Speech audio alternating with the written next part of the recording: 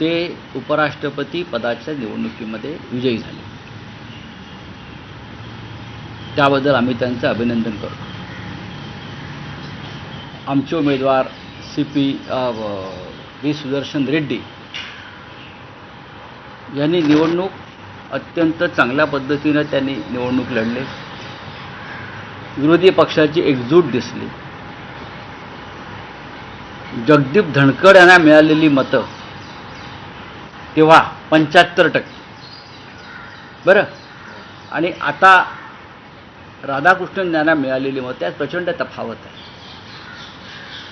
आमच्या उमेदवारांना 300 मतं मिळाली. आमची साधारण 314ची ताकद होती. समस्त विरोधी पक्ष 314. 15 मतं अवैध ठरवली आणि ती मतं इंडिया आघाडीला मिळणारी होती हे स्पष्ट झालं. ती मतं इंडिया आघाडीला मिळणारी होती, पण शेवटी निवडणूक निर्णय अधिकारी जे असतात ते कोणाचे असतात हे आपल्याला माहिती आहे. जसं महाराष्ट्रातल्या विधानसभा लोकसभा निवडणुकीत झालं तसं तिकडे होऊ शकतं. ही 15 मतं, त्या 15 मतांवरची जी खूण होती ती इंडिया आघाडीचे उमेदवार सुदर्शन रेड्डी यांच्यासमोर केलेली खूण होती आणि ती मतं अवैध ठरवली काही कारणानं. त्यानंतर आता आपण म्हणता की क्रॉस वोटिंग झालं आहे, 10-12 काय असेल ते झालं असेल.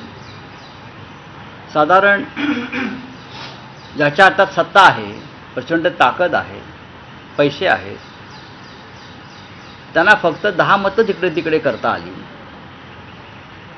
आणि ही 10 मतं कोणती असावीत का साधारण आम्हाला अंदाज पहिल्यापासून होता. आम्ही नाराज नाही, आम्ही निराश नाही, आम्ही लढलो आणि 300च्या आकड्यावरती आम्ही थांबलो. हा आकडा लहान नाही.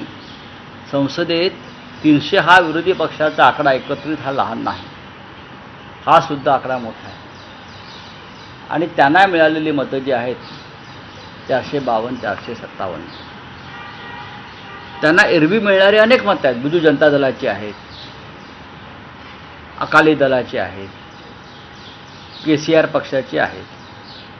हे लोक तटस्थ राहील. हे त्याच दहशतीमुळे आणि भीतीमुळे ह्यांनी आम्हाला